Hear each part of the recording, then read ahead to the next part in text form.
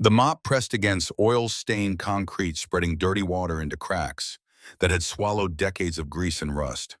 Ethan Cross watched the puddle expand, thinking about nothing in particular, because thinking required energy he didn't have after 8 hours of school, and this being his fifth job in 7 months.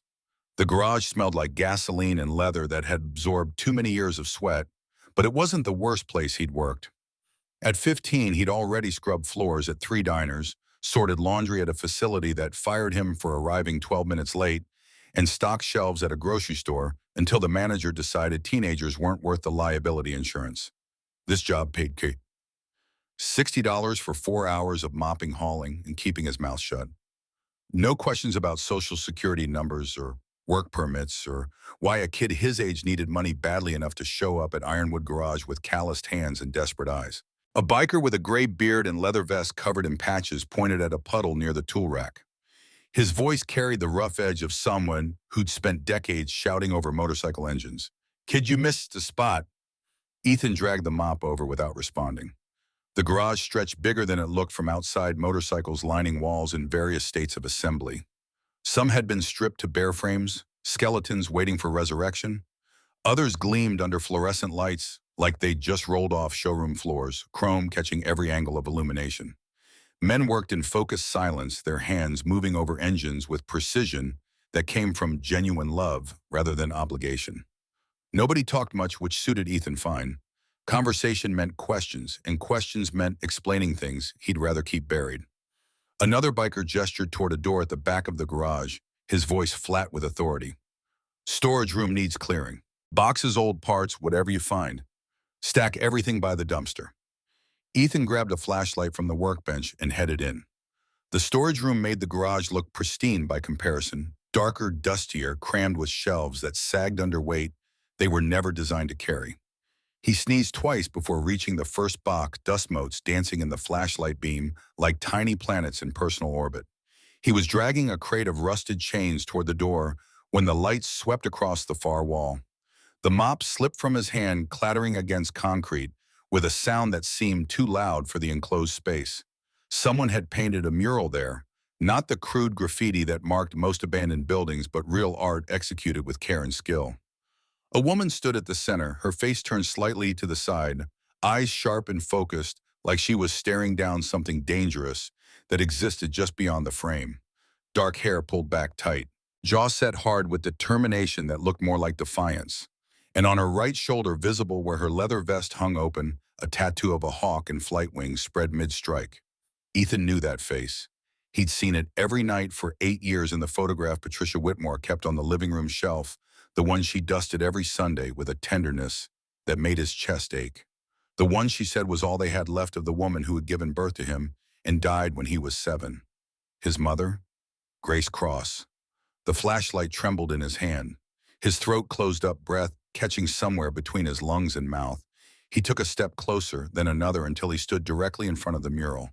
The paint was old, cracked in places where time and temperature changes had stressed the pigment, but the face remained clear.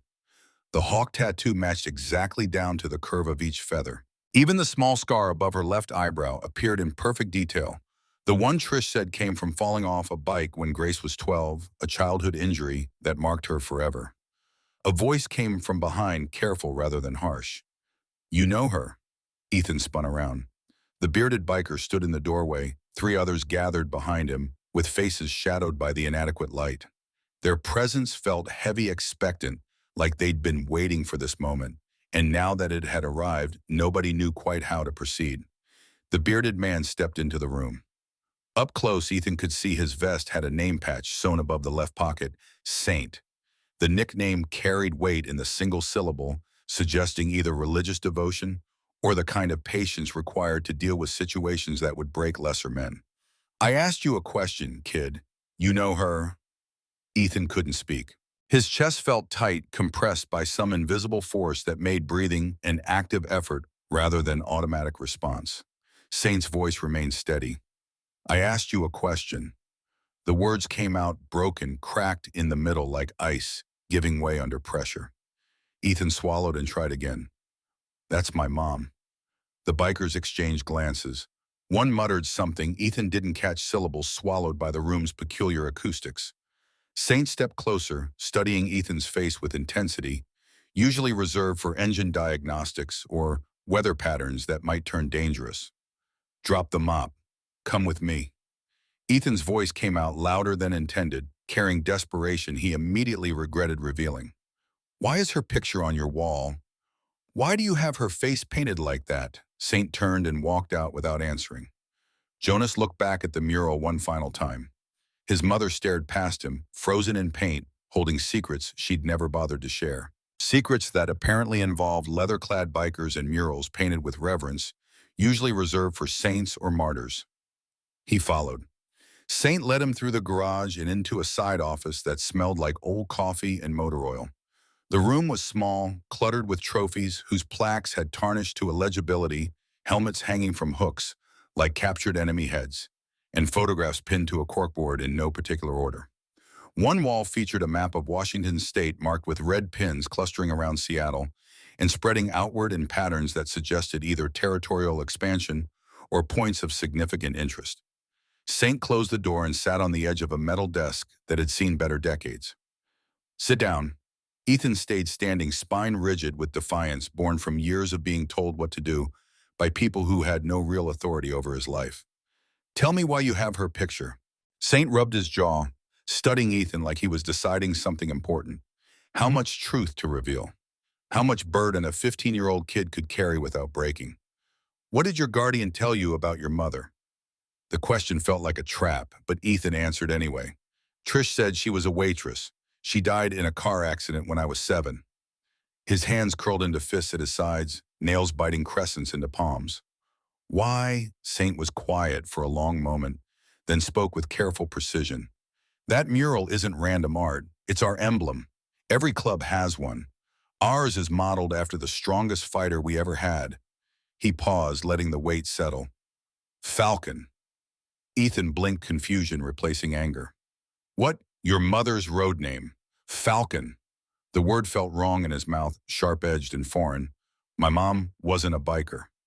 Saint stood and pulled a photograph from the corkboard, handling it with reverence, usually reserved for religious icons.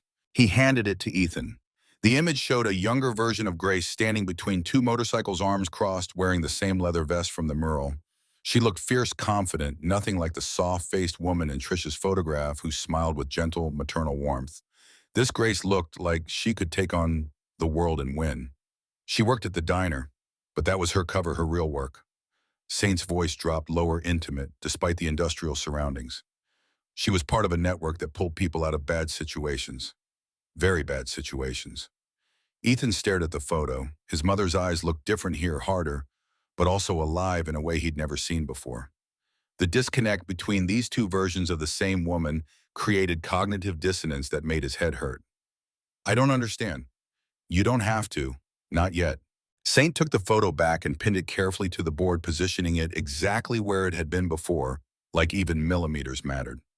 But if you're going to work here, you need to know that name means something. Falcon wasn't just a biker. She was a legend. Ethan's voice shook despite his best efforts to control it. Then why didn't she tell me? Why did she let me think she was just... Because legends die young, kid, and mothers want their sons to live.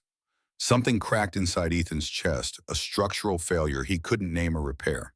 He turned and walked out of the office past the bikers, who watched with unreadable faces, past the motorcycles and tools and oil stains that marked territory he no longer understood. He didn't stop until he was 3 blocks away, standing under a broken streetlight, trying to remember how to breathe properly. His mother had been a fighter, a legend, and she'd never told him. Never given him the option to know who she really was beneath the waitress smile and gentle bedtime stories. He didn't sleep that night. He lay on the thin mattress in his room, staring at the water stain on the ceiling that looked like a bird with broken wings. Every time he closed his eyes, he saw the mural, his mother's face painted like a warrior, surrounded by bikers who spoke her name like it meant something sacred. The hawk tattoo burned in his memory, vivid and permanent. Trish was already gone when he woke, leaving before dawn for double shifts at the hospital that kept them in this apartment, with its leaking pipes and neighbors who screamed at each other through walls thin as cardboard. Ethan made toast, burned it, ate it anyway. The hawk tattoo stayed in his mind, refusing to fade. He'd never seen it in real life. In the photograph Trish kept, Grace wore a cardigan and smiled with maternal softness. She looked like someone who baked cookies and read bedtime stories, not someone who rode motorcycles with men covered in scars and tattoos that told stories in permanent ink. He grabbed his backpack and headed for the door, then stopped. The photograph sat on the shelf, same as always, Grace's face captured in a moment of apparent normalcy. He picked it up, studying her features like he was meeting a stranger rather than remembering his mother. Had she been pretending when this was taken? Or had the version in the mural been the lie? He didn't know which answer scared him more, that his mother had been someone he never knew, or that she'd been so skilled at deception he couldn't tell the difference. The garage looked different in daylight, less menacing. Just a rundown shop with faded paint and motorcycles that had seen better years. Saint stood outside smoking a cigarette, his breath mixing with smoke in the cool morning air. He didn't look surprised when Ethan walked up. Thought you might not come back. Ethan stopped a few feet away, maintaining distance. I need answers. Real ones. Saint took a long drag, then crushed the cigarette under his boot. You hungry? The question caught Ethan off guard. What? There's a diner 2 blocks over. Food's decent. We can talk there. Ethan hesitated, calculating risks against potential rewards. I'm supposed to work. You're not cleaning today. Saint had started walking, voice casual, like they were old friends rather than strangers connected by secrets. Come on. They walked in silence through a neighborhood that was quiet this time of day. A few cars passed. A dog barked somewhere, the sound echoing off brick walls. An old woman swept her porch with methodical precision, creating small clouds of dust that caught the morning light. Normal life happening, like the world hadn't just tilted sideways for Ethan, like finding out your dead mother was a secret fighter was just another Thursday morning event. The diner was small with cracked vinyl booths and a waitress who looked like she'd been working there since before Ethan was born, moving with efficient weariness that came from decades of repeating the same motions. Saint ordered coffee and eggs. Ethan asked for water, his stomach too knotted for food. You're too young to be this serious. Saint's observation felt like accusation. You told me my dead mother was a fighter. Fair point. He leaned back, leather vest creaking. What do you want to know? Everything. That'll take more than breakfast. Start somewhere. Saint studied him for a long moment, then pulled something from his pocket and slid it across the table. A patch, copper-colored, shaped like a hawk with its wings spread wide. The stitching was worn but careful, like someone had spent hours getting each detail right, pouring love or obsession into every thread. This was hers. Every member of the Falcon's wing wore one, still do. Ethan touched the edge of the patch. The copper caught diner fluorescent light, making it seem almost alive. Falcon's wing. The inner circle. Your mother led it. Saint's voice dropped lower, intimate, despite the public setting. There's things in this world that don't make the news, kid. Underground fights. Not the kind with rules and referees. The kind where people get bought and sold like livestock. Where kids disappear and nobody looks for them because nobody knows they existed. Ethan's stomach tightened despite being empty. Your mother infiltrated one of those operations. Took her 2 years to earn their trust. She fought in their arenas. Won enough matches that they thought she was one of them. He paused, letting the weight of revelations settle. And while they weren't looking, she helped their fighters escape. Teenagers mostly. Kids who'd been trafficked, forced to fight for money they'd never see. The waitress brought their food. Ethan couldn't look at it. His mother had fought in underground arenas. Had been bought and sold, had saved others from the same fate. The waitress mother he remembered seemed like a carefully constructed fiction. A character Grace had performed so convincingly, Ethan never suspected the performance. How many? His voice came out quiet, almost afraid of the answer. 17 confirmed. Maybe more we don't know about. Saint cut into his eggs, yellow yolk bleeding across the plate. She became a legend in both worlds. The underground knew her as unbeatable, and the people she saved knew her as their only way out. Ethan's voice caught. He cleared his throat and tried again. Then why did she die if she was so good at it? Saint's fork stopped halfway to his mouth. He set it down carefully. A man buying time to choose words with precision. Who said she died in a car accident? The question landed like a physical blow. Lucy Trish, my guardian. Trish tell you anything else? Just that my mom loved me, that she didn't want to leave. Heat built behind Ethan's eyes. He blinked it away, refusing to cry in front of this stranger who knew his mother better than he did. Was that a lie too? Saint's voice turned hard, carrying a conviction that felt genuine. No, that part was true. Your mother loved you more than anything in this world. That's why she did what she did. Which was what Saint picked up his coffee, took a sip and looked out the window like he was deciding how much truth Ethan could handle without shattering completely. She made a choice. The kind of choice that means you never see your kid again, but you know he gets to grow up safe. She picked you over everything else she'd built.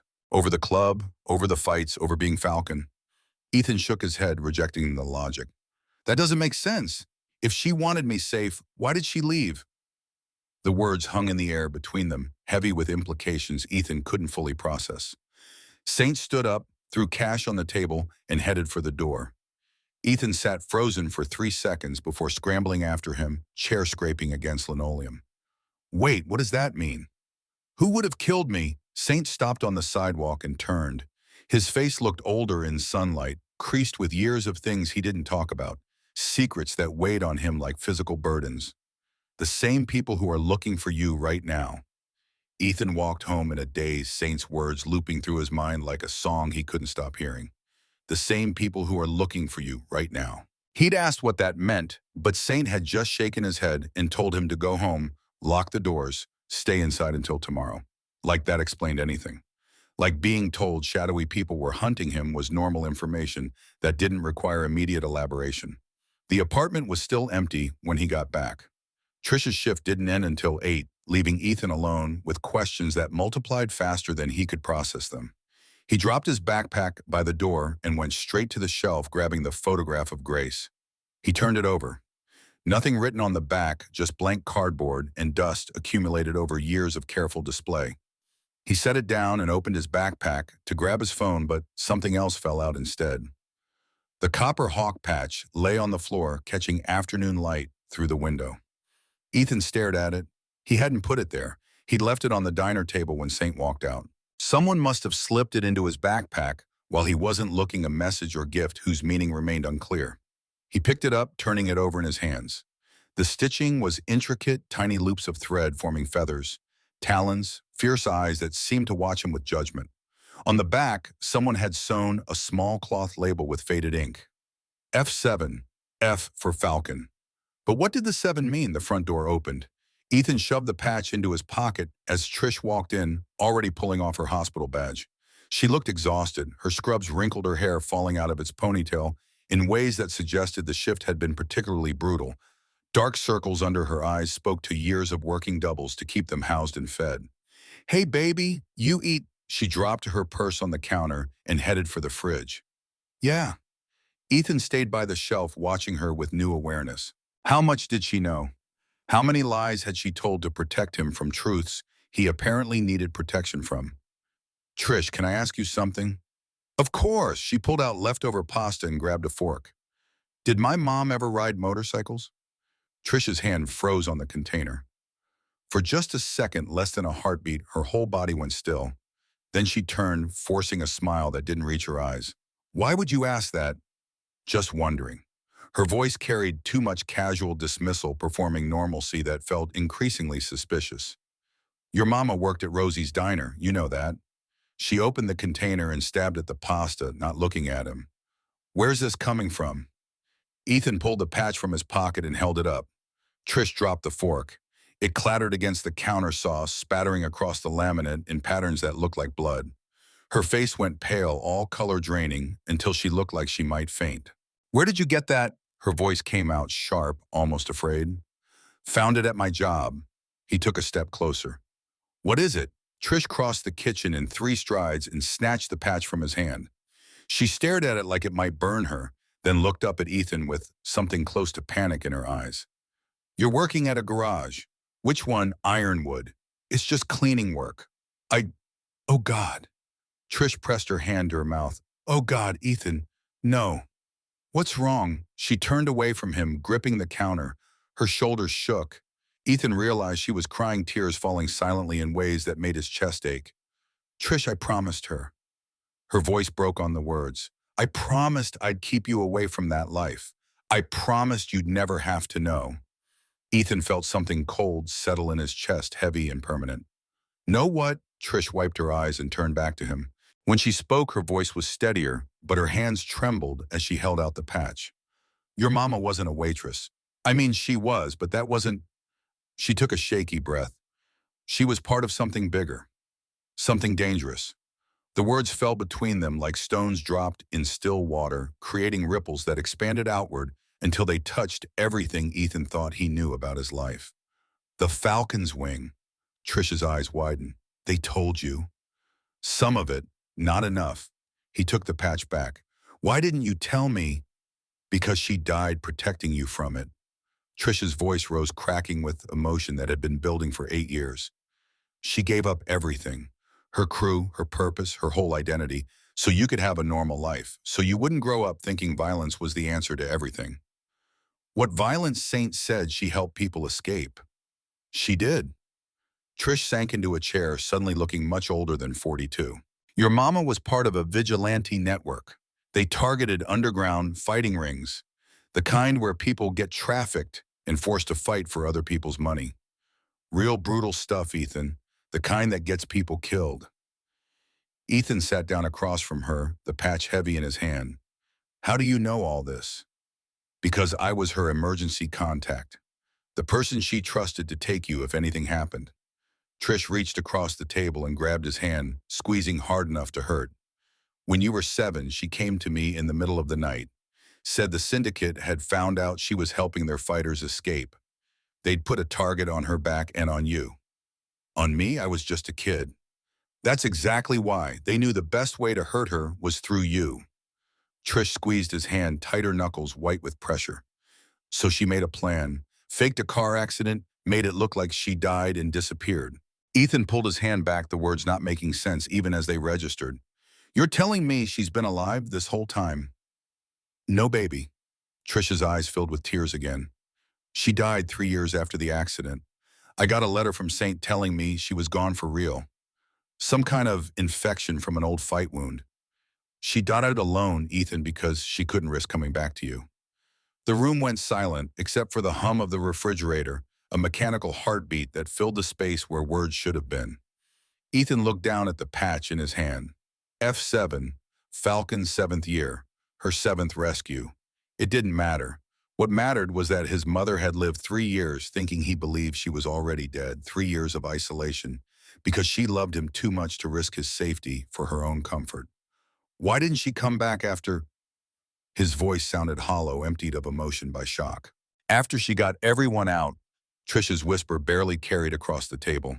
The syndicate has a long memory. She couldn't risk it. Not while you were still young. Ethan stood up the chair, scraping against the floor. Where are you going? To get the rest of the truth. He was out the door before Trish could stop him, the hawk patch burning in his pocket like a coal that still held heat from his mother's hand. 2 days later, Ethan found Saint at the same diner, sitting in the same booth, like he'd been waiting for this exact moment. The older man didn't look surprised when Ethan slid into the seat across from him. Trish tell you, well, enough.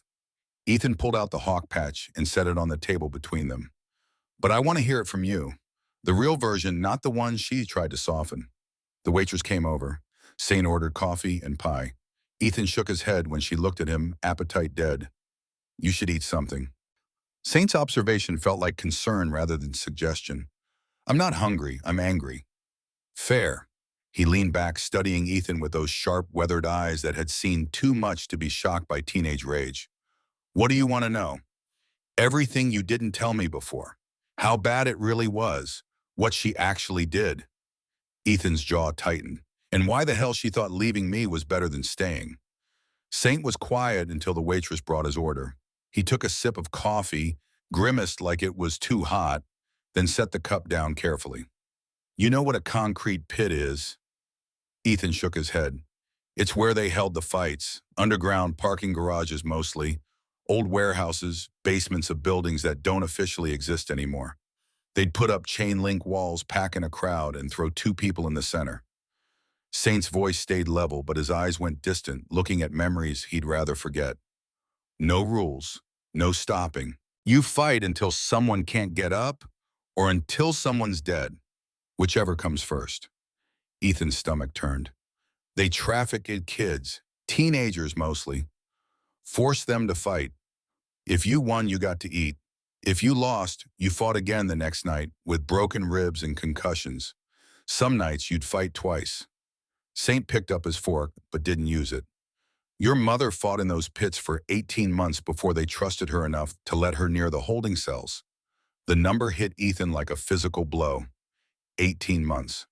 She took real beatings, broke her arm twice, shattered her collarbone, lost two teeth. Also, she could earn their trust and get close to the kids they were using. Saint finally took a bite of pie, chewed slowly, swallowed like the food tasted like ash. She won more than she lost, though, got good at reading opponents, finding their weak spots. The syndicate started betting big money on her fights. And that's when she started helping people escape. Yeah, she'd win a fight, get access to the recovery area where they kept the fighters between matches. She'd slip them information, safe houses, phone numbers, routes out of the city. The Falcons wing had a whole network set up. We'd get a call, pick up a kid at a gas station or rest stop and disappear them before the syndicate noticed they were gone. Ethan leaned forward, needing to understand. How many did she save? 17 confirmed, but there were probably more we don't know about. Kids who ran on their own using the information she gave them. Saint met Ethan's eyes directly. She became a legend on both sides. The syndicate called her Falcon because she moved fast and hit hard. The kids she saved called her that because she gave them wings. Ethan's voice rose despite himself. Then why did she run? If she was winning, if she was actually saving people, why did she fake her death and leave me behind? The words landed heavy between them. Saint pushed his plate aside. Because the syndicate figured it out. One of the kids she saved got caught 3 months later, picked up by police in another state. During questioning, he mentioned Falcon helped him escape. The police didn't know what that meant, but someone in the department was on the syndicate's payroll. Word got back. Saint's voice dropped lower. Worse, they came after the people she saved. 3 kids turned up dead in 1 week. All of them had been helped by your mother. The message was clear. They weren't just going to kill her. They were going to kill everyone she'd ever cared about. Ethan felt ice in his veins. The syndicate started tracking her movements outside the fights. They found out about you, your school, your home address, everything. One of our guys intercepted a conversation about using you to force her back into the pit permanently, turning her into their property. Saint's hands curled into fists on the table. That's when she made the call. She couldn't keep fighting and keep you safe. She had to choose. His voice turned fierce with conviction. So she chose to disappear. She chose you. Don't twist that, kid. She didn't run because she was scared or weak. She ran because staying meant watching you die, and your mother would have fought the devil himself before she let that happen. Ethan stared at the hawk patch on the table. The copper caught the diner's fluorescent light, making it look almost alive, wings frozen mid-flight. Did she regret it? The question came out quiet, almost afraid of the answer. Saint was silent for a long moment. Every single day, but she never regretted keeping you alive. Ethan picked up the patch and stood. His legs felt shaky, but he stayed upright. Where are you going? Home, to think. Saint's voice stopped him at the edge of the booth. Ethan, your mother was the strongest person I ever knew. Not because she could fight, because she knew when to walk away. Ethan didn't respond. He walked out of the diner and into the cool night air, carrying the weight of a truth he wasn't sure he wanted. He woke to pebbles hitting his window at 4:47 in the morning. The sound pulled him from dreams where his mother fought faceless opponents in concrete pits that had no exits. He stumbled to the window and looked down. Saint stood in the alley below his breath, visible in the cold air. He gestured for Ethan to come down the motion, urgent enough to override questions. Ethan pulled on jeans and a hoodie, moving quietly so he wouldn't wake Trish. He slipped out the apartment door and took the stairs 2 at a time, his heart hammering with adrenaline that came from breaking normal patterns. What's wrong? Saint was already walking toward a motorcycle parked at the curb. Nothing's wrong, but if you want real answers, you need to come with me now. Questions later. Get on. Ethan hesitated only a second before climbing on behind him. They rode through empty streets, the city still sleeping, except for streetlights that flashed past in rhythm. The cold air bit at Ethan's face, making his eyes water. He'd never been on a motorcycle before. It felt like flying and falling at the same time, exhilarating and terrifying in equal measure. 20 minutes later, they pulled up to an old apartment building on the east side, the kind with rusty fire escapes and windows covered in blankets instead of curtains. Saint killed the engine and led Ethan around back to a metal staircase that climbed 5 floors to the roof. They ascended in silence, boots clanging on metal that probably violated multiple safety codes. The roof was flat, covered in gravel and tar paper that crunched under their feet. But it wasn't empty. A circle of people stood near the center, 15, maybe 20 of them, all wearing leather vests with patches that identified them as members of various motorcycle clubs. They watched in silence as Saint and Ethan approached, their faces unreadable in the pre-dawn darkness. A woman with silver hair and scarred knuckles stepped forward. Her vest had more patches than anyone else's, suggesting seniority or accomplishments that required permanent documentation. "This is him, Falcon's kid," Saint's voice carried across the roof. "This is Ethan. Ethan, this is the Falcon's wing. What's left of it, anyway." The circle opened, letting them in. Ethan found himself standing in the center, surrounded by faces he didn't know. Some old, some young, all of them looking at him like he was either a ghost or a bomb about to go off threat and promise combined in equal measure. A tall man with a shaved head spoke up, his voice carrying challenge. "Why did you bring him here? This breaks protocol. Falcon wanted him kept separate." Saint's response came flat and final. "Falcon's dead, and the syndicate knows about him. Protocol doesn't matter anymore." Murmurs rippled through the circle, concern spreading like infection. The silver-haired woman's voice cut through the noise. "What do you mean they know? Oh, yeah, we've had eyes on his school, his apartment. 2 days ago, someone started asking questions about Ethan in his neighborhood. Description matches syndicate scouts." Saint's voice stayed calm, but Ethan heard the edge underneath. "They're probing, testing to see if the rumors are true. If Falcon really had a son." The ground seemed to tilt beneath Ethan's feet. "You've been watching me since you were 7. Saint turned to face him. "We promised your mother we'd keep you safe from a distance. That meant staying invisible. Until now." The bald man's voice rose with accusation. "Until you hired him at the garage and put him right in the open." "I didn't hire him. He showed up on his own. And he saw the mural." Saint looked around the circle. "That's on us for keeping it up." The silver-haired woman said sharply, "We're not taking it down. Falcon earned that memorial." "I'm not asking you to." Saint's gaze swept across the assembled faces. "But the kid deserves to know the truth. All of it, including why we faked his mother's death." The woman's expression softened slightly. She looked at Ethan, really looked at him, and something painful crossed her face. "You have her eyes." Her voice came out quiet, almost tender. "My name is Kira Martinez. I rode with your mother for 6 years. She saved my daughter from the pits." Her voice caught. "Your mother was the bravest person I ever knew." The question burst out of Ethan before he could stop it. "Then why did she leave me? Everyone keeps telling me how strong she was, how brave, how much she loved me. But she still left." Kira's response came firm and immediate. "Strong people run when staying means everyone they love dies. The syndicate didn't just threaten you, Ethan. They threatened every single person your mother ever saved. 17 kids, teenagers with whole lives ahead of them. The syndicate said if she didn't come back and fight exclusively for them, they'd hunt down every escapee and kill them slowly." Ethan's breath caught. She had a choice: go back and become their property, fighting until she died in the pit, or disappear. Make them think she was already dead and hope they'd leave everyone else alone. The bald man corrected. "They killed 3 before she faked her death. After the accident, after the funeral, after we spread word that Falcon was gone, the killing stopped. The syndicate moved on, found other fighters, other operations. Your mother's disappearance saved 14 lives. Plus yours." Saint added, "Plus yours." Ethan felt like he was standing in the center of something much bigger than himself. A story that started before he was born and hadn't ended when his mother died. If she was so important, why didn't she come back after? You said she lived 3 more years. Why didn't she come home? The circle went quiet. Kira exchanged a look with Saint. Something unspoken passed between them. Because we told her the syndicate was still watching you. We told her it wasn't safe yet. Saint's voice came out careful, like he was walking on glass. Ethan's stomach dropped. Was that true? Saint's silence was answer enough. You lied to her?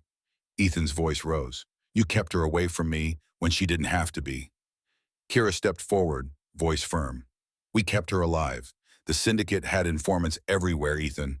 If she'd come back, if she'd been seen with you even once, it would have confirmed their suspicions. They would have come for both of you. She died alone because you were afraid. She died safe, and so did you. That was the deal. Ethan looked around the circle at these people who'd known his mother, fought beside her, loved her in ways he'd never understand, who'd also lied to her, kept her isolated, protected her by imprisoning her in a loneliness that eventually killed her. If you wanted me safe, why tell me any of this now? Why not just let me keep thinking she died in an accident?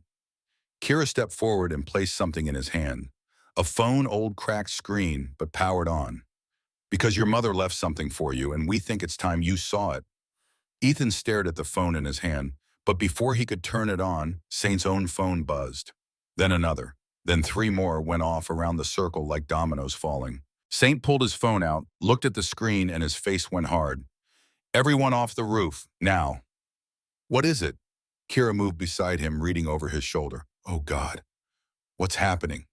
But the circle was already breaking apart, people moving fast toward the stairs. Saint grabbed Ethan's shoulder. We need to get you out of here. Tell me what's going on. Saint was already pulling him toward the stairs. The warehouse, our main safe house. Someone just torched it. They descended the fire escape in a controlled rush, boots clanging on metal. Ethan nearly tripped twice trying to keep up. By the time they reached ground level, half the group was already on motorcycles, engines roaring to life like mechanical thunder. Kira shouted over the noise. Take him home. Keep him away from this. Ethan pulled away from Saint. No, if this has something to do with my mother, it has everything to do with her. Which is exactly why you need to stay out of it. But Ethan was already climbing onto the back of Saint's bike. Saint swore under his breath, then kicked the engine to life. Hold on tight, and if I tell you to run, you run. Understand? Ethan nodded. They rode in formation, 8 bikes moving through the city like a wolf pack. The sky was starting to lighten, that gray moment before dawn when everything looks washed out and unreal. They cut through downtown past closed shops and early morning joggers heading toward the industrial district on the south side. Ethan smelled the smoke before he saw it. The warehouse sat at the end of a dead-end street surrounded by chain-link fence. Or it used to be a warehouse. Now it was a burning shell, flames eating through the roof, black smoke pouring into the morning sky.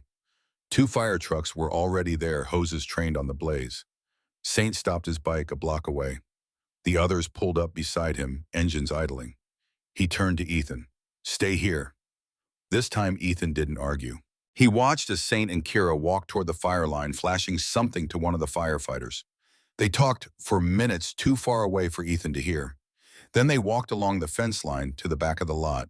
Another biker, younger guy with a bandana and nervous energy, stood nearby. What was in there? The guy shook his head. Storage mostly, old records, equipment. Some of us crashed there when we needed a place to stay. Someone knew exactly what they were hitting. You think it was the syndicate? Who else? Saint and Kira came back looking grim. Saint motioned for everyone to circle up away from the firefighters and any curious onlookers. His voice came out quiet. Arson, accelerant poured along the exits. Time to go up at dawn. Professional work. Someone asked, anyone inside? No, lucky break, nobody's used it as a crash pad in 2 weeks. Saint pulled something from his pocket, a piece of paper singed at the edges. He held it up so everyone could see. In thick black marker, someone had written 4 words that made Ethan's blood run cold. The bird had a son.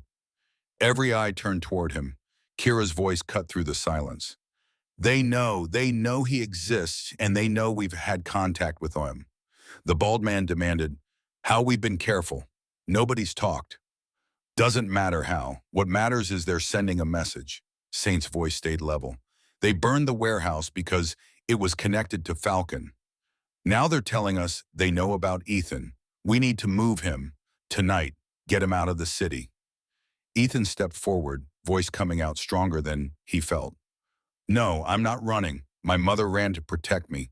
She spent 3 years hiding because you told her to. I'm not doing that. I'm not spending my life looking over my shoulder. The bald man's voice came harsh. Then you'll spend a very short life in a concrete pit. That's what they do, kid. They find leverage and they use it. Your leverage now. Saint reluctantly agreed. He's right. If they know about you, they'll use you to hurt us. Or they'll try to recruit you, make you into what your mother fought against.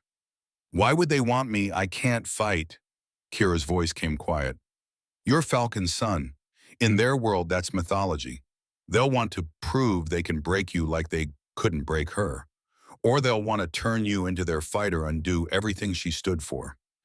Ethan looked at the burning warehouse, at the smoke rising into the dawn sky, at the message on that piece of singed paper. His mother had tried to protect him by disappearing. These people had tried to protect him by keeping him ignorant.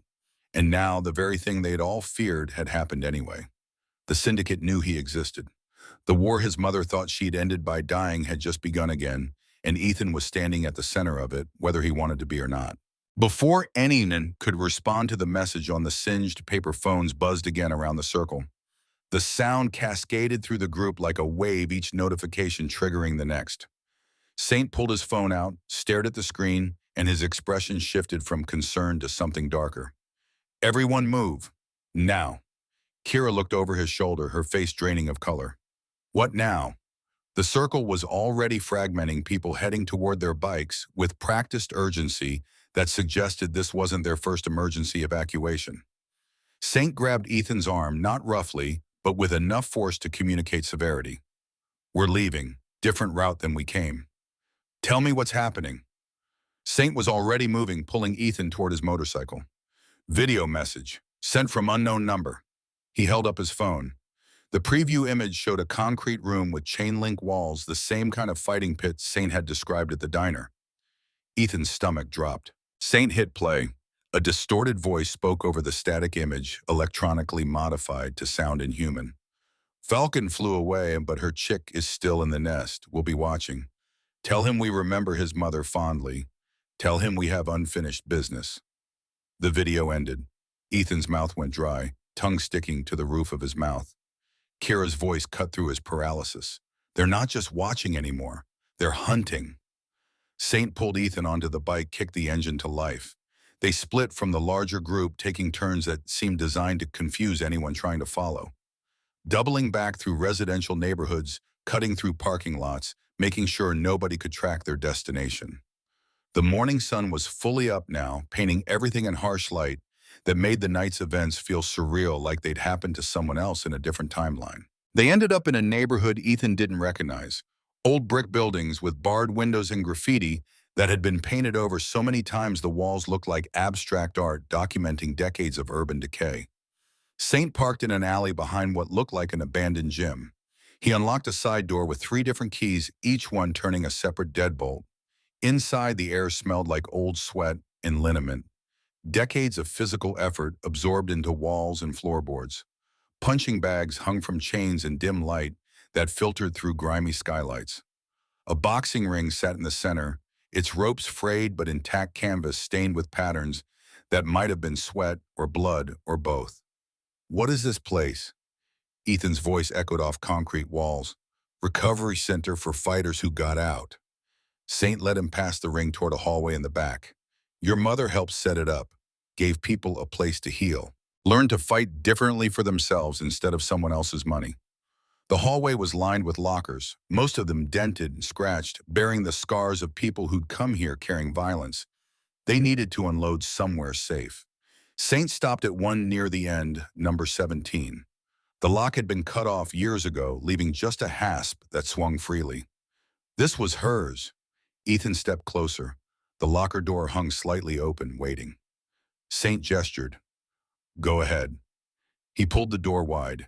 Inside, the metal was covered in photographs, some taped, some held by magnets that had rusted but still clung stubbornly to the surface. Ethan recognized a few faces from the rooftop gathering. Others were strangers, young people, mostly teenagers, with bruised faces and uncertain smiles that suggested they were still learning how to feel safe.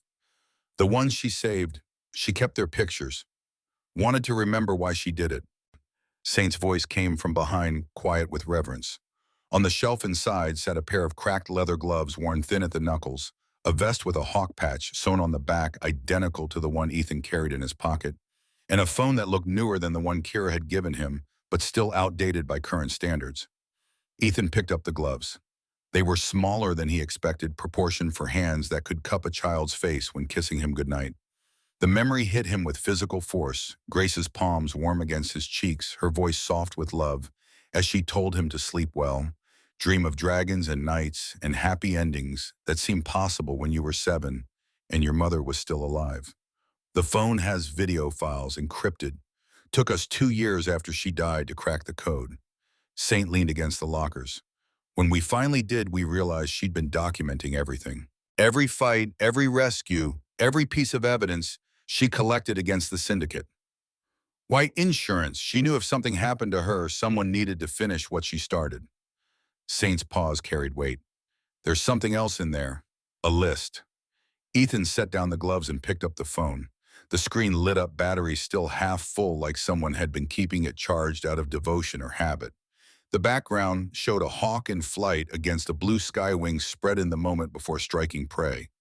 He found the files easily, dozens of videos, all labeled with dates and codes he didn't understand.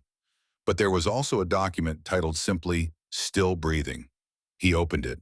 Names filled the screen, 17 of them, each with a date beside it. The dates ranged from 12 years ago to 8 years ago, spanning the period of Grace's work. The most recent confirmation was from 6 months ago. Those are the people she saved. Next to each name, the last date we confirmed they were alive and safe. Ethan scrolled through the list, his throat tightening. All of them. All 17 are still alive. Every single one. Some have families now, jobs, normal lives. Saint moved beside him, pointing at names. That one's a nurse in California. This one's a mechanic in Montana. This one teaches high school English in Tennessee. Ethan stared at the names. These weren't statistics or abstract victories. These were actual human beings, walking around with beating hearts in complex lives, all because his mother had been willing to break her own bones to earn trust from people who trafficked children. A name near the top caught his eye. David Cole, dated 13 years ago. Is that? Yeah, Hammer, the guy from the roof. Saint's voice carried something like pride.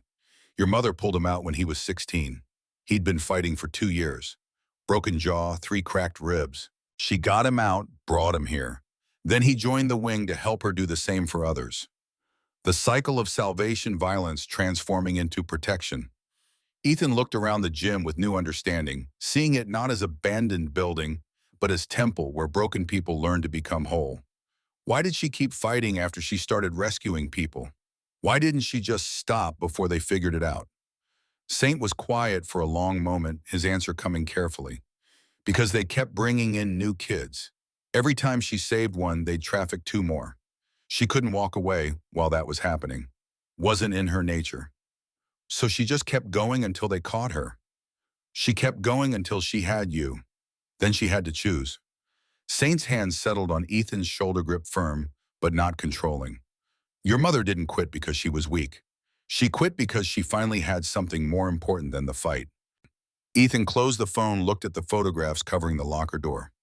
17 faces, 17 futures, all existing because one woman had decided their lives mattered more than her own safety. The syndicate wants revenge. Not just on me, on everyone she saved. That's what the video meant. Unfinished business. Saint's silence confirmed it. They're going to come after these people because of me, because now they know she had a son and you've all been protecting me. We're working on securing everyone, getting them out of sight. Ethan turned to face him. It won't be enough. They burned your warehouse. They found me. They're going to keep pushing until someone breaks. Then we don't break. She kept evidence in these videos, evidence that could take down the syndicate. Yeah. Then we use it. We finish what she started. Saint shook his head. You're 15 years old.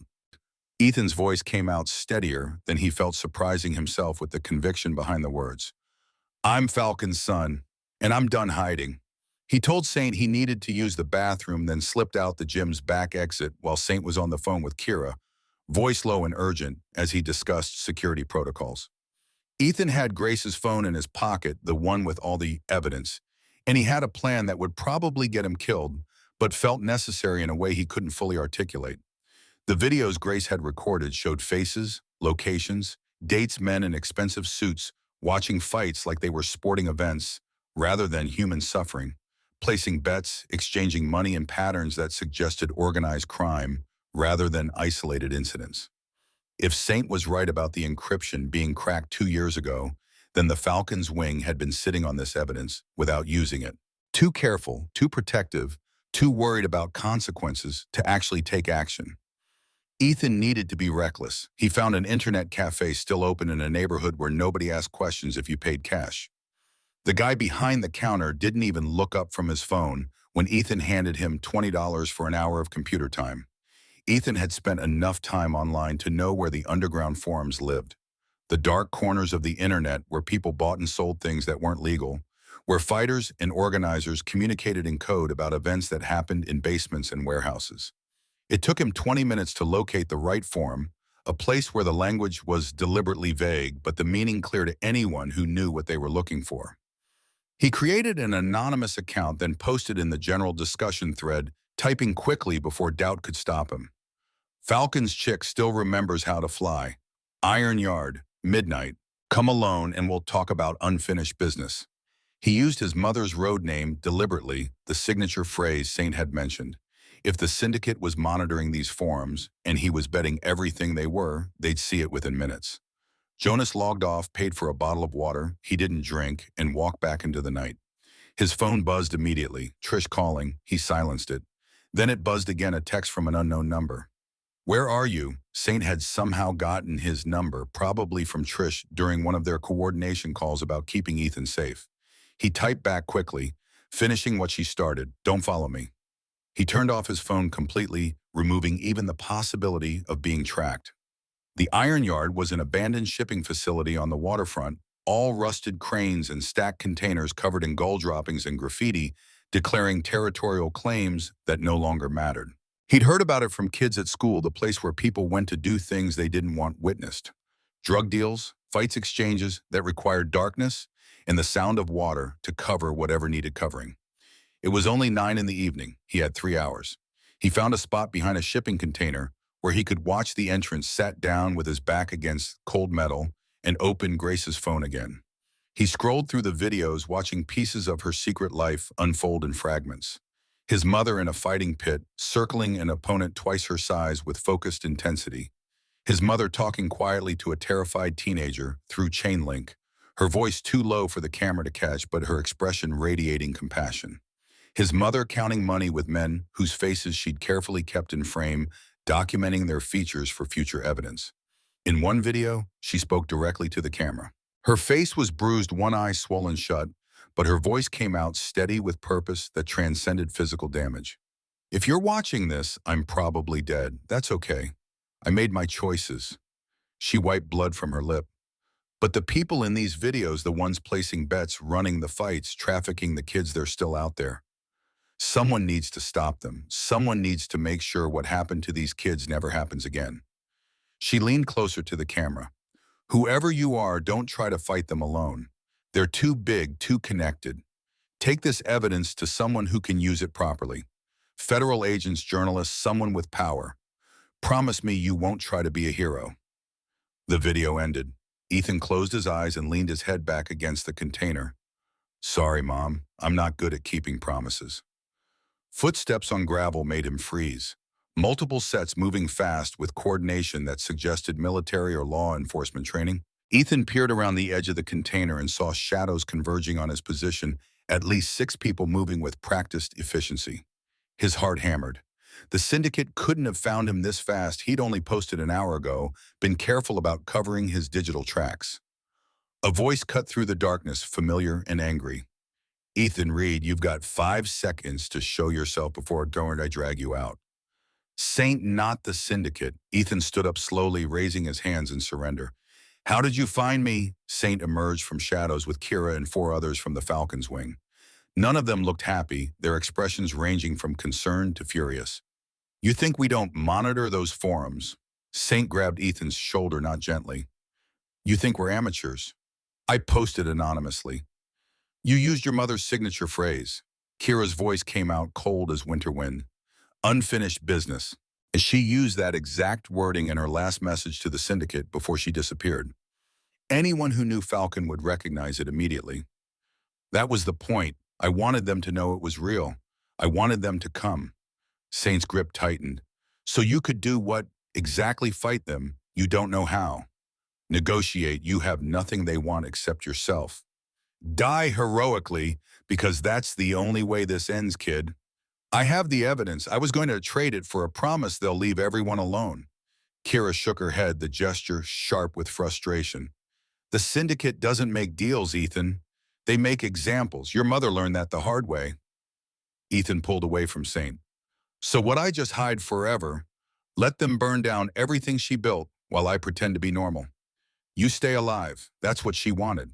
That's what she died for. She died alone and scared 3 years after giving up everything she cared about. Ethan's voice cracked despite his efforts to control it. Is that what you want from me? Spend my whole life running from people who are already coming? The group went silent. Finally, Hammer spoke up, his voice carrying the weight of someone who'd lived through similar calculations. The kid's got a point. They know about him now. Hiding won't work anymore. Saint turned sharply. So what do you suggest?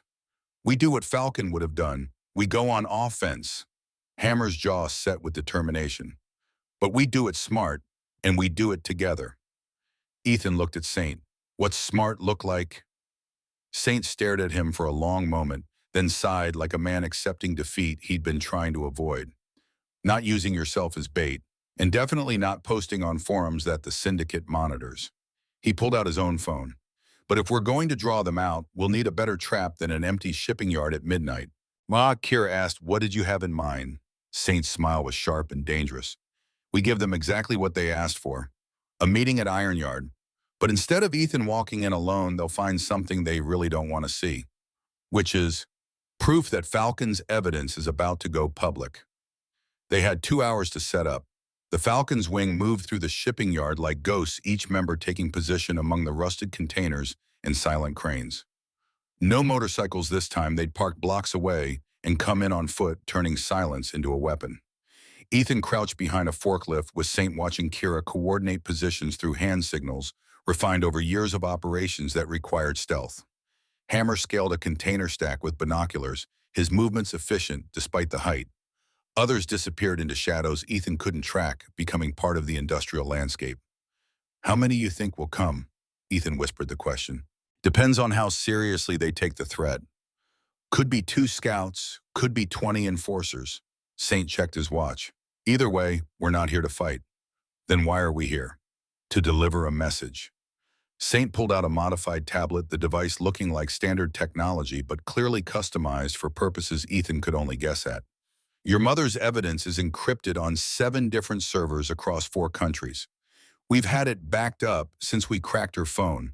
Tonight we're going to show the syndicate that if anything happens to you, to us, or to anyone, she saved that evidence goes live. Every news outlet, every federal agency, every police department in the 6 states. Ethan processed this information. You've had this set up for 2 years and never used it. We were waiting for the right moment, when the syndicate was vulnerable, distracted. Saint's jaw tightened. Your mother made us promise to be patient. Wait until we could end them completely, not just wound them. And now they've forced our hand. They know about you. That changes everything. We can't protect you by hiding anymore. So we protect you by making you untouchable. If you become the trigger that destroys them, they can't risk hurting you. A low whistle cut through the air. Hammer signal. Movement at the north entrance. Saint and Ethan went perfectly still. 3 vehicles rolled into the shipping yard, headlights off, moving slowly with predatory caution. They stopped in the open area near the center, forming a triangle. Doors open. 8 men stepped out, dressed in dark clothes, moving with military precision that suggested professional training. Ethan's breath caught. These were the people who'd made teenagers fight in concrete pits, who'd killed three of his mother's rescues as a message who'd hunted her until she had no choice but to disappear. One man stood apart from the others. Tall, mid-50s, wearing an expensive coat that looked ridiculous in a place like this, but somehow conveyed authority that transcended appropriate attire. Even from distance, Ethan could feel the power radiating from him, the certainty of someone who'd been in control for so long, he'd forgotten what vulnerability felt like. The broker. Saint breathed the words. Malcolm Graves. He never comes to meetings. This is bigger than I thought. Graves walked to the center of the triangle and stopped. He didn't look around nervously, didn't check for ambushes, didn't show any sign of concern, just stood there like a man who owned the world and knew it comfortable with his dominance. His voice carried across the empty space, amplified somehow. Falcon's child, I know you're watching. Show yourself, and we can have a civilized conversation. Ethan started to stand, but Saint pulled him down hard. Not yet. He raised his hand, gave a signal. Kira emerged from behind a container, walking into the open with her hands visible and empty. She stopped 30 feet from Graves. Ethan Reed isn't here, but the Falcon's wing is, and we have something you need to see. Graves tilted his head, the gesture almost amused. Kira Martinez, I remember you. You fought for us once. 8 years ago, wasn't it, before Falcon corrupted you? She freed me. Kira's voice stayed firm. She stole valuable property. We invested time and money training you. She helped you abandon your contracts. That's theft, Ms. Martinez. Graves's voice remained pleasant, conversational, like they were discussing weather rather than human trafficking. The contracts were slavery. Semantics. Where's the boy? Safe, and he's going to stay that way. Kira pulled out a tablet identical to Saint's. I'm going to show you something. I suggest you pay attention. She tapped the screen. A projector hidden somewhere in the container stacks lit up, turning the side of a shipping container into a makeshift screen. Video began to play. Grace appeared 20 feet tall, her bruised face clear in the night. The video Saint had shown Ethan earlier, her warning about the evidence, her documentation of the syndicate's operation. But the video continued past where it had ended before revealing new footage Ethan hadn't seen. I've recorded everything. Every fight, every transaction, every face.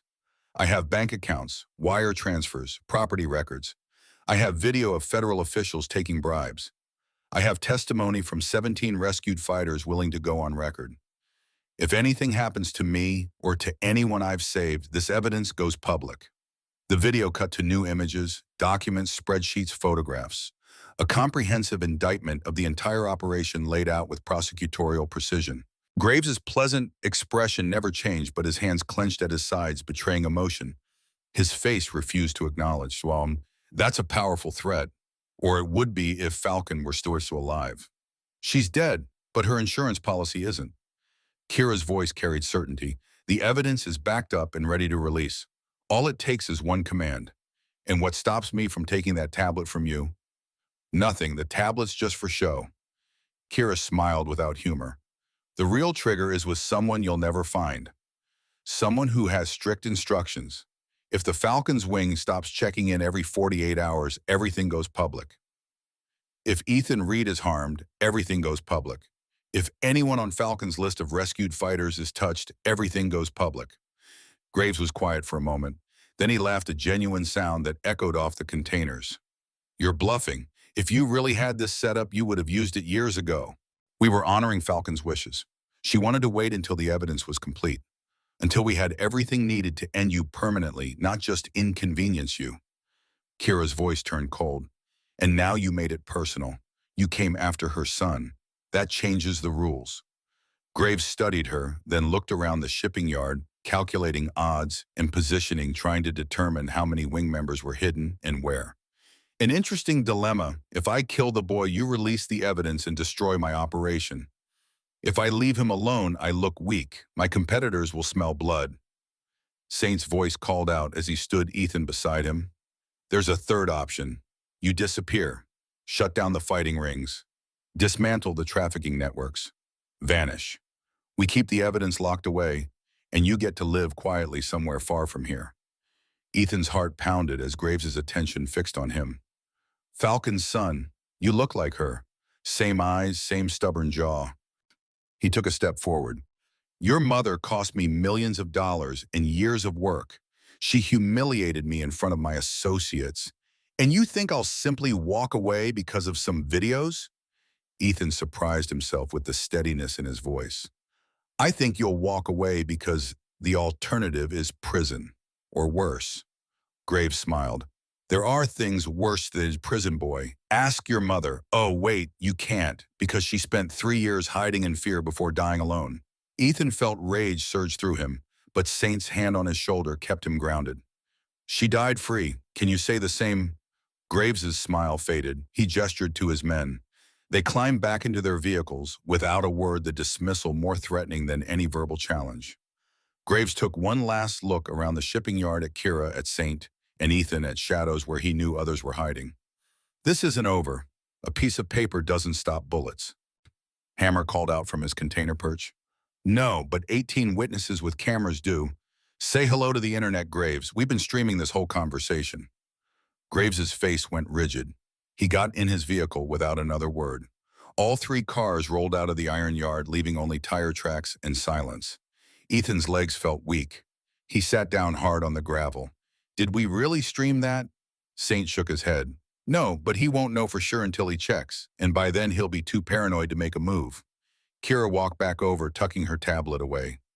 We bought time, maybe a few weeks, maybe less. Enough time to do what? Saint helped Ethan stand. Enough time to finish what your mother started. Saint drove Ethan home at 3 in the morning, made sure Trish was asleep, told him to rest. Rest felt impossible now. He sat on his bed holding Grace's phone, scrolling through video files again. Dozens he hadn't watched yet, fight footage, surveillance recordings, conversations with people she'd saved. A whole secret life contained in encrypted data. Then he found a folder he'd missed before, labeled simply, "For Ethan."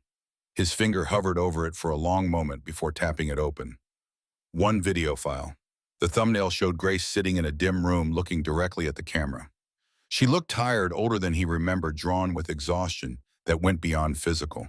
This must have been recorded near the end, when she was already in hiding, already dying from the infection that would eventually kill her. He plugged in headphones so he wouldn't wake Trish. Pressed play. Grace's face filled the screen. She was sitting on a bed in a room he didn't recognize. Bare walls, a single window with curtains drawn against whatever view lay beyond. She took a breath, steadying herself, then began to speak. Ethan, baby, if you're watching this, then Saint finally decided you were old enough to understand. Her voice cracked slightly. I've started this recording it about 20 times. I never know what to say. I want you to know I didn't leave because I stopped loving you. I left because I loved you too much to watch them use you against me. The syndicate, the people I was fighting, they don't just kill you. They hurt everyone you love first, make you watch, and I couldn't risk that happening to you. She stopped, composed herself. You were 7 when I left. Do you remember the last time I tucked you in? You asked me why I smelled like smoke, and I told you I'd been at a bonfire with friends. That was a lie. I'd been in a fight that night. Won it, but barely. Came home with bruised ribs, and I still picked you up, held you, read you that book about the dragon you loved. Tears formed on Ethan's own cheeks. He remembered that book, still had it on his shelf, pages falling out from repeated readings. I fought in those pits for 18 months. Broke bones, lost blood, got concussions that made me forget my own name for hours. She leaned closer to the camera. And every single time I thought about you, every punch I took, every fight I won, it was all to save kids who reminded me of what you might become if I failed. If I let the syndicate keep operating. I saved 17 teenagers, got them out of hell and gave them a chance at normal lives. I'm proud of that. But you know what? If I could go back and choose differently, if I could have saved those kids or kept you in my life, I would have chosen you every time, without hesitation. Ethan's chest felt tight, compressed by emotion he couldn't name. People are going to tell you I was a hero, that I was strong, brave, selfless. Maybe that's true, but here's what they won't tell you. I cried every single night after I left you. I kept a picture of you in my pocket during fights. I would have given up everything, my mission, the rescues, all of it, if I could have held you one more time. She wiped tears from her face, smearing them across her bruised cheek. But I couldn't come back. The syndicate was watching. They knew about you. If I'd shown up, if they'd seen us together even once, they would have taken you. Used you to control me. Made me fight for them until I died in some concrete pit while you watched. I couldn't let that happen. So I stayed away. Lived in cheap motels and safe houses. Stopped using my real name. Watched from a distance while you grew up without me. Saint sent me pictures sometimes. Birthdays, school plays, you learning to ride a bike. I have them all memorized. She smiled through tears. I don't know how much longer I have. This infection in my side isn't getting better, and I can't risk going to a hospital. So I'm recording this now while I still can. I need you to know the truth about why I left. Not the version Saint will tell you that I was protecting you, that I was doing the right thing. Here's the real truth, baby. I was terrified. The admission hit Ethan like physical impact. He'd never heard his mother admit fear before, not even in his memories of her when she was alive. I was terrified of failing you, of the syndicate finding you, of you growing up thinking I didn't love you, of dying before I could explain. She pressed her hand against the camera like she was trying to touch him through the screen. If they can't use your fist, they'll use your child. That's what I learned. That's why I had to disappear. Because my love for you was the biggest weapon they could ever have against me. You were never abandoned, Ethan. You were protected. And I know that doesn't make it hurt less. I know you probably hate me for leaving. Maybe you should, but I need you to understand. Every choice I made for you. Every fight, every sacrifice, every lonely night, all for you. Her expression changed, became firmer, the warrior showing through the mother. Now I'm going to ask something of you. Don't try to finish what I started. Don't try to fight the syndicate. Don't become what I was. The world doesn't need another Falcon. It needs Ethan Reed. Whoever you choose to be, whatever life you choose to live, promise me you'll be safe. Promise me you'll be happy. Promise me my sacrifice meant something. She stared into the camera for a long moment, memorizing it like she could somehow see him watching from the future. I love you, baby. I loved you the moment you were born, and I'll love you even after I'm gone. You were the best thing I ever did. Not the rescues, not the fights. You. Just you. The video ended. Ethan sat in darkness, headphones still and tears streaming down his face. He played the video again, then again, each viewing revealing new layers of pain and love and sacrifice he'd never fully understood. His mother hadn't been fearless. She'd been terrified. But she'd done it anyway, left everything she loved to keep him safe. And now he finally understood what courage really meant, not the absence of fear, but the willingness to act despite it, to make impossible choices, because someone you loved needed you to be strong enough to walk away. 2 weeks passed in strange silence.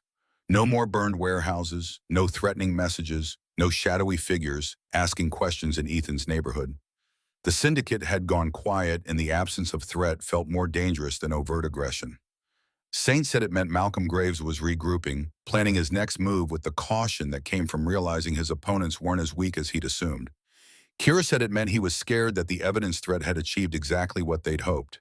Hammer said it didn't matter. Silence always came before storms, and smart people used the calm to prepare for inevitable violence. Ethan went to school, came home, did homework. Trish watched him with worried eyes but didn't ask questions. She wasn't ready to hear answered. She'd seen news coverage of the warehouse fire, had pieced together that Ethan was involved in something dangerous despite her best efforts to keep him safe. But she also understood that some conversations happened when people were ready, not before, and pushing would only drive him further away. On the 15th day, Ethan walked to Ironwood Garage after school. The metal shutters were up, motorcycles lining the walls again, the sound of tools on metal ringing through the space like everything had returned to normal. Like the past 2 weeks had been fever dream rather than reality that had fundamentally altered his understanding of who his mother was and what legacy she'd left behind. Saint looked up from an engine he was rebuilding, grease on his hands, concentration breaking, when he saw Ethan standing in the doorway. Wondered when you'd come back. Can we talk? Saint wiped his hands on a rag and nodded toward the office. They walked past bikers who gave Ethan respectful nods, not pity, not wariness, just acknowledgement, like he'd earned something by surviving confrontation with Malcolm Graves. and choosing to return rather than disappear into protective custody somewhere far from Seattle. In the office, Saint closed the door and leaned against the desk. "You watched it, didn't you? The video she left for you?" Ethan nodded, throat tight with emotion he didn't trust himself to speak through. Saint's expression softened with understanding, born from his own grief, his own losses that had shaped him into someone who protected strangers because he'd failed to protect the person who mattered most. "She recorded that 3 months before she died. Asked me to keep it locked until you were old enough. 15 felt right." She was scared. In the video she cried. "Everyone kept telling me she was this fearless warrior, this legend, but she was just scared like anyone would be." That's what made her brave. Courage isn't not being afraid. It's being terrified and doing it anyway. Saint paused, letting the weight settle. "She cried a lot those last few years, especially when I'd send her pictures of you, but she never regretted keeping you safe." Ethan looked around the office at the trophies and photographs, the map with red pins marking places his mother had saved lives, evidence of a network built on sacrifice rather than glory. "I want to join. The Falcon's wing. I want to help finish what she started." Saint straightened. "No, you don't even know what you're asking. And the answer is no. Your mother specifically asked us to keep you out of this life. She didn't want you fighting, didn't want you becoming what she was." I said, "Then what am I supposed to do? Just pretend none of this happened?" "You're supposed to live." Saint moved to the corkboard and unpinned the photograph of Grace standing between motorcycles, fierce and alive, in ways the other picture never captured. He handed it to Ethan. "She fought so you wouldn't have to. Honor that." Ethan stared at the photograph. His mother looked powerful in it, dangerous even. But he'd seen her crying in that video, seen her scared and alone and dying from infection she couldn't treat because seeking medical help would have exposed her location. "I don't want to fight, but I don't want to be useless either." Saint studied him for a long moment, then walked to a cabinet and pulled out a leather vest smaller than the others, newer. A blank hawk patch was sewn on the back, not copper like the originals, but silver, unfinished and waiting. "Your mother had this made for you before she disappeared. She said if you ever wanted to join the wing, you had to earn the copper, start with silver." Ethan took the vest, carefully smelling new leather and possibility. "What does earning it mean?" "It means learning what we actually do, not the fighting that was only one part of what your mother did. She also taught people skills, helped them find jobs, set up safe houses, built networks." Saint's expression carried something like hope. "The wing isn't just about rescuing people from pits anymore. It's about giving them lives after. Your mother wanted to build something that lasted longer than her fights, like the recovery gym, and we need help maintaining it, teaching mechanics, basic repairs, job skills." He gestured toward the garage. "Half the people working here are former fighters who needed a second chance. Your mother set that up before she left. We've kept it going. I want you to learn bike maintenance, engine repair, maybe some coding to keep our encrypted systems running. Real skills that can help people rebuild their lives." Saint's voice turned serious. "No concrete pits, no vigilante justice, no becoming your mother. Just honest work that happens to help people she would have wanted to save." Ethan ran his fingers over the silver hawk patch. It wasn't what he'd expected, wasn't dramatic or heroic, or the kind of thing people painted murals about. But maybe that was the point. "She really made this for me. 2 weeks before she staged the accident, she told me if my boy ever wants to fly, make sure he knows hawks do more than fight. They protect. They watch. They build nests for the future." Saint smiled slightly. "Your mother was more than a fighter, she was a builder, and she hoped you'd be the same." Ethan put on the vest. It fit perfectly, like Grace had somehow known exactly what size he'd be. At 15, had seen into the future and prepared for this moment. "When do I start?" "Tomorrow morning, 6 a.m. Bring coffee. You're going to need it." Saint opened the office door, then paused. "Ethan, your mother would be proud, not because you're joining the fight, but because you're choosing to help. There's a difference." 4 months later, the back section of Ironwood Garage had transformed. No longer just storage for old parts and forgotten equipment, it had become a teaching space where 12 regular students learned skills that could build futures. Some came from foster care, some were runaways, Some were just lost teenagers who needed direction and purpose. Ethan taught them how to rebuild motorcycle engines, how to weld broken metal back together, how to diagnose problems that seemed insurmountable until you understood the underlying systems. They called it Falcon's Nest, the name emerging naturally from conversations about what the space represented. A place where broken things learned to fly again, where people with fractured histories could rebuild themselves through the simple act of creating something functional from pieces that seemed beyond repair. One student reminded Ethan of how Hammer must have been at 16, Marcus Brown, 17, angry and defensive, fresh out of foster care, with distrust of adults carved so deep it had become part of his identity. Ethan didn't push, just showed him how to change spark plugs, how to listen to an engine's rhythm, and diagnose problems from sound alone, gave him something to be good at when nothing else in his life had ever worked properly. After 3 weeks, Marcus started talking about the group home where older kids took what little the younger ones had, about fights he'd been in just to survive street combat that had nothing to do with organized pits, but everything to do with proving you were too dangerous to be easy prey. Ethan listened without trying to fix it. That sounds really hard.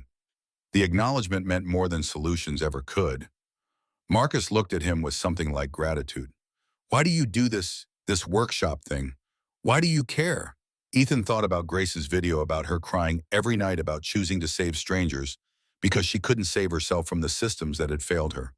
Because someone did it for people I care about, and they can't anymore. So I'm doing it for them. Marcus nodded slowly, understanding debt to people you never met, legacy of care that transcended the original giver. Meanwhile, Saint and Kira worked with a journalist. Saint trusted a woman named Rebecca Torres, who specialized in investigative pieces about organized crime and human trafficking. They spent months carefully going through Grace's evidence, verifying everything with federal investigators who'd been quietly building cases against trafficking networks for years, but lacked the insider documentation that could transform suspicions into prosecutable offenses. Every face in Grace's videos had to be identified, every transaction traced, every location verified. The work was meticulous and slow, requiring patience that felt impossible when danger still lurked at the edges of their awareness. The article published on a Tuesday morning, 4 months after the Iron Yard confrontation. Rebecca's investigation detailed 3 major trafficking networks operating across the Southeast, their operations exposed by evidence collected by an undercover fighter who died before seeing justice served. The piece went viral within hours, picked up by national news outlets, sparking federal investigations and arrests that rippled across state lines. Malcolm Graves's name appeared throughout as the architect of systems that had destroyed countless young lives for profit. But Graves himself had disappeared 2 months earlier. Either he'd gone underground to escape prosecution, or his associates had decided he'd become more liability than asset and handled the problem themselves. The syndicate fractured without clear leadership, smaller operations scrambling to protect themselves or distance themselves from exposure. It wasn't complete victory. There would always be people willing to profit from suffering new networks rising to fill voids left by destroyed ones. But they'd cut off the head, disrupted the system, bought time for the 17 people Grace had saved to live their lives without looking over their shoulders every moment. Saint helped Ethan track down the 17 over those same months, sending careful messages through encrypted channels, making phone calls that asked tentative questions about whether people were willing to travel for a memorial. Not all could come. 3 lived overseas, having built new lives far from memories that haunted them. 2 were in witness protection programs that couldn't be compromised at even foreclosure. But 12 made the journey, traveling from California, Montana, Tennessee, places between. They gathered on the bank of Clearwater River on a Saturday morning when spring was just beginning to assert itself over winter's lingering cold. Ethan stood watching sunrise paint the water gold, surrounded by people connected by a single thread. Grace Falcon Cross had saved their lives, had given them futures they'd thought were impossible, when they were locked in concrete pits fighting for other people's entertainment. He'd spent the morning learning their stories. David Hammer Cole, he already knew. But hearing how Grace had pulled him from a pit at 16 with a broken jaw and 3 cracked ribs, how she'd brought him to the recovery gym and taught him that strength could be used to protect rather than dominate, that added layers to understanding why Hammer had dedicated his life to helping others the way Grace helped him. Diana Chen was 28 now, rescued at 14. She worked as a nurse in Sacramento, saving lives in emergency rooms where minutes determined whether people lived or died. Kevin Rodriguez, 25, had been trafficked at 13 and forced to fight for 2 years before Falcon got him out. He taught high school English in Nashville, helping kids who reminded him of who he'd been. Sarah Miller, 30, was the first person Grace ever saved. She owned a small bakery in Portland and had 3 children who would never know the darkness their mother had escaped. Each person carried a stone from the riverbank, smooth and solid from years in water. Ethan had asked them to bring something permanent, something that would last beyond memory and fade. Thank you all for coming. I know some of you traveled far. I know some of you haven't talked about this part of your lives in years. Diana stepped forward, clutching her stone. We came because she gave us the chance to have lives worth living. The least we can do is remember. I want to do more than remember. Ethan pulled a hawk-shaped stone from his pocket, having spent 3 weeks carving it, getting the wings right, making it perfect. I want to build something. My mom fought to pull you out of darkness. I want to create something that pulls others toward light. He knelt and placed the hawk stone on the ground, starting a circle. One by one, the others stepped forward. Hammer placed his stone at the hawk's right wing, Diana Ma at the left, Kevin at the tail, Sarah at the head. The circle grew, each stone representing a life saved, a future built, a promise kept. When all 12 stones were placed, Ethan stood back and looked at what they'd created, a permanent memorial hidden on a riverbank where Grace used to come to think. Saint had told him about this place, said Falcon would sit here for hours after difficult rescues, watching water and remembering why she fought. She never wanted me to be a fighter. She wanted me to be a builder. So that's what I'm doing. He told them about Falcon's Nest, about teaching young people skills that could rebuild lives, about Marcus Brown and the other students who were learning that broken didn't mean worthless. It's not dramatic. Nobody's going to paint murals about teaching a 17-year-old how to change spark plugs. But my mom understood something. I'm just learning you don't have to fight in pits to save lives. Sometimes you save them by teaching people they have value, that they can build something with their hands. Hammer smiled with understanding, born from experience. That's exactly what she believed. That's why she set up the recovery gym, the job training programs. She knew escaping the pit was just the beginning. The workshop is growing. We've got 12 regular students now. Saint teaches welding. Kira teaches self-defense, the kind that's about confidence, not violence. Hammer drives down once a month to teach conflict resolution. Ethan looked around the circle. We're calling it Falcon's Nest, a place for people who need to rebuild. Sarah wiped tears from her eyes. She would love that. The name, the purpose, all of it. There's something else. Ethan pulled out a folder and handed copies to everyone. I've been working with a journalist Saint trusts. We're publishing my mother's evidence. Not all of it, but enough to shut down 3 major trafficking networks in the Southeast. The story ran this week. The group went silent. Kevin asked quietly. The broker, Saint, stepped forward to join the circle. Malcolm Graves disappeared 2 months ago. Either went underground or his associates took care of him. Either way, the syndicate's fractured. We're not claiming victory, there are always more rats, but we've cut off the head. Your identities are protected in the article. Everything's been verified by federal investigators. It's happening. Ethan looked at each person in turn. My mother couldn't finish this alone. But together we can. Not by fighting, by building systems that make the fights unnecessary. Support networks, job training, safe houses, education. All the things that keep people from ending up in pits in the first place. Diana stepped forward and hugged Ethan tightly, then Sarah, then Kevin. One by one, they embraced him, not because he was Falcon's son, but because he understood what she'd been fighting for, not just rescue from immediate danger, but the harder work of building futures worth living.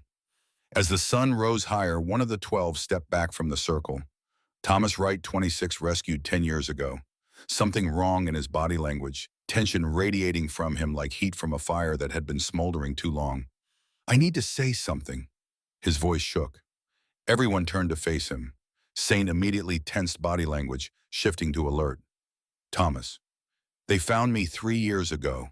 The syndicate, not Graves's people, competitors, who wanted to know what Falcon had documented, what evidence she'd kept. His face twisted with shame. I've been their source for 2 years. I'm the one who told them about Ethan. The revelation landed like a bomb.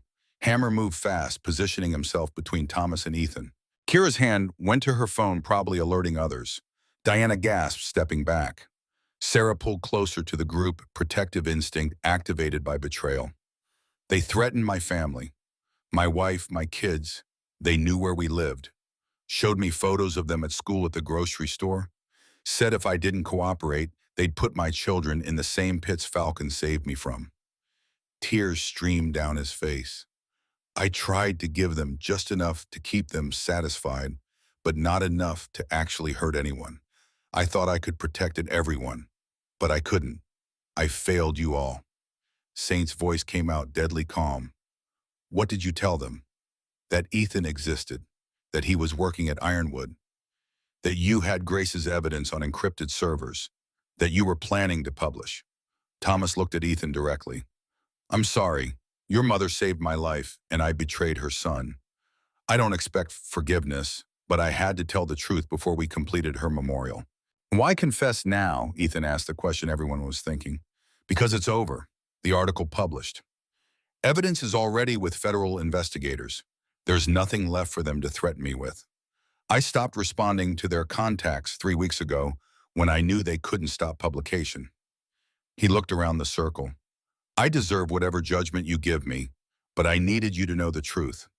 The group looked to Ethan, waiting to see how he'd respond.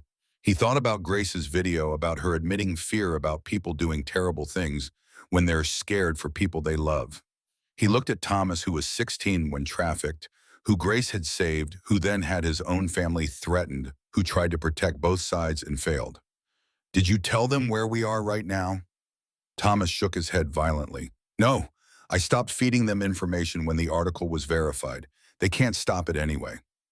Ethan processed this.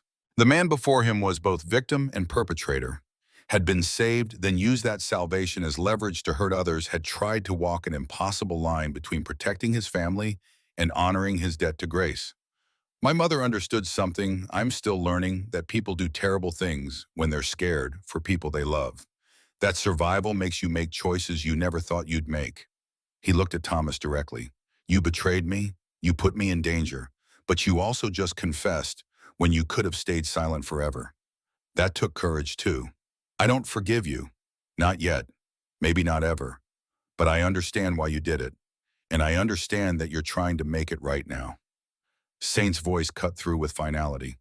Thomas, you're out of the wing. You don't get to be part of this anymore.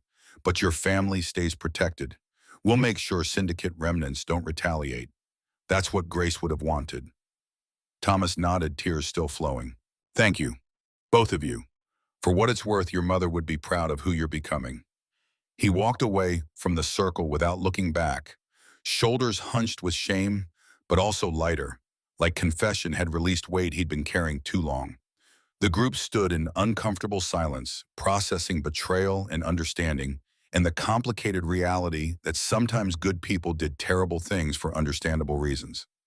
After Thomas disappeared from view, they returned their attention to the memorial. Ethan knelt beside the stone circle one last time and pulled out a small metal plate he'd engraved at the workshop. He pressed it into the earth at the circle's center fingers, working it deep enough to resist weather and time. The inscription read, Falcon. She didn't fly to escape, she flew so others could. The group stood together as the river flowed past, carrying away darkness of what had been and leaving space for what could be built. Ethan looked up at the sky and saw a hawk circling overhead, probably just hunting. Probably just coincidence, but he chose to believe it was something more, a promise, kept a life honored, a future worth building. Thank you, Mom. I'm not trying to replace you. I'm just trying to be worthy of what you gave me. The hawk cried out once, then flew west toward the rising sun. 6 months later, Falcon's Nest had grown to 20 regular students. 2 former students now taught alongside Ethan, including Marcus Brown, who'd transformed from angry teenager into young man learning to give back what had been given to him. The workshop operated 5 days a week, teaching motorcycle maintenance, welding, basic coding life skills that could build futures for people who'd been told they had no future worth building. The impact of Rebecca's article continued to ripple outward. 3 trafficking networks dismantled 47 additional victims, recovered a federal task force, formed specifically to target underground fighting operations. Grace's evidence cited in multiple prosecutions, her work finally receiving the recognition it deserved, even though she wasn't alive to see justice served. Ethan still wore the silver vest, not copper. He'd asked Saint when he'd earned the upgrade. Saint had said simply, "When you stop asking, your mother earned hers by doing the work without needing recognition. You'll know you've earned it when the work itself is enough." He understood now. This wasn't about proving himself or living up to his mother's legend. It was about building something that lasted, helping people find value in themselves, creating futures where there had been only darkness. He stayed in touch with all 12 who'd come to the memorial. Diana was getting married in the spring. Kevin had published a poetry collection. Sarah's Bakery was opening a second location. Hammer's Youth Center in Detroit was thriving, teaching kids that boxing could be sport rather than survival. Thomas Wright, he hadn't heard from him since the memorial. New Saints people were keeping watch, ensuring syndicate remnants didn't retaliate against his family. Sometimes forgiveness wasn't about reconciliation, but about letting someone else live their life while you lived yours. Late afternoon, 6 months after the memorial, Ethan was teaching a new student girl named Elena, 16, just out of foster care. She was frustrated with a carburetor rebuild that refused to cooperate with her efforts. "I can't do this. It's too complicated." "You know what my mother used to say? Broken doesn't mean worthless. Sometimes broken things work better after they're fixed because they have been tested. They've survived, and they know their own strength." Elena tried again. This time the carburetor slid into place, perfectly clicking with satisfaction that came from pieces finally aligning properly. Her face lit up with accomplishment. "I did it." That moment when someone realized they could build something, that they weren't just broken but repairable, that was why Ethan did this work. Saint watched from the doorway, catching Ethan's eye, nodding once with approval. That meant more than any copper patch ever could. The workshop filled with sounds of tools and learning laughter, cutting through concentration, young people, discovering they had value beyond what survival had taught them. Motorcycles in various states of repair lined the walls, each one representing a project, a skill learned, a future being built, one component at a time. Someone had painted a new mural on the back wall. Not Grace alone this time, but all 17 people she'd saved, their faces arranged in a circle with a hawk at the center, wings spread in protection. Beneath it, painted in careful letters, "Falcon's Nest, where broken wings learn to fly again." Ethan looked around at what they'd built. Not a legacy of violence, but a legacy of hope. Not as dramatic as fighting in concrete pits or rescuing people from trafficking rings, but maybe more important because it addressed root causes rather than just treating symptoms.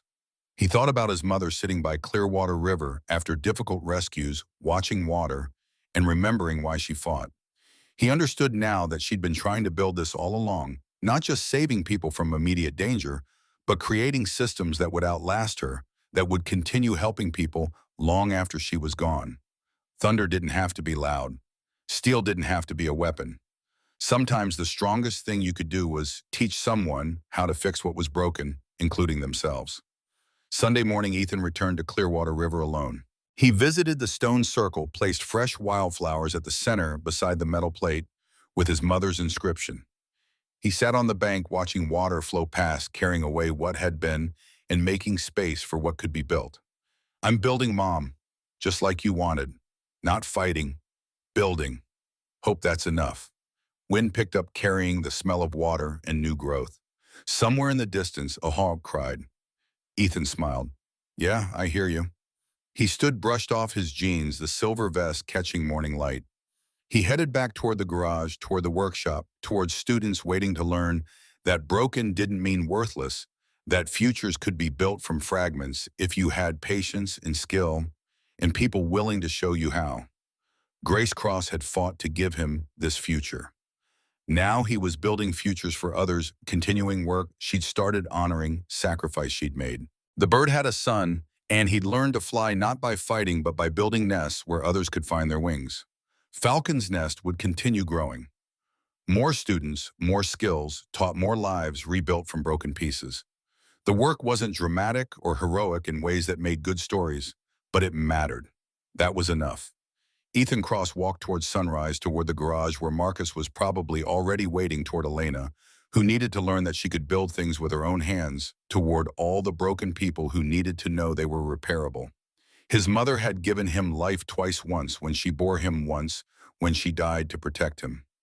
Now he was giving that gift forward, one rebuilt carburetor at a time, one welded joint at a time, one person at a time, then learning they had value. The hawk circled overhead one more time, then disappeared into morning sky. Ethan kept walking, carrying his mother's legacy, not in violence, but in the careful work of building futures worth living. That was the strongest thing anyone could create, not fear, not dominance, but hope that survived beyond the person who planted it. And in workshops across the city, in foster homes and group facilities, and on streets where kids learned to fight just to survive, word was spreading about a place where broken things learned to fly again. Where someone named Ethan Cross taught you that your past didn't define your future, that skills could be learned, that futures could be built if someone cared enough to show you how. Grace Falcon Cross had saved 17 lives through violence and courage and sacrifice that killed her. Her son was saving lives through patience and teaching and the radical belief that everyone deserved a second chance to become who they were meant to be before trauma broke them. Thunder and steel had given way to hope and healing. And that Ethan realized as he opened the workshop door to greet students already arriving was exactly what his mother had been fighting for all along. Not victory in combat, but victory over the systems that made combat necessary. Not dominance, but dignity. Not power, but possibility. The work continued, the legacy lived on, and somewhere beyond sight, but not beyond reach. Grace Cross rested easier knowing her son had chosen to build rather than destroy, to heal rather than harm, to honor her sacrifice by creating futures she'd died to make possible.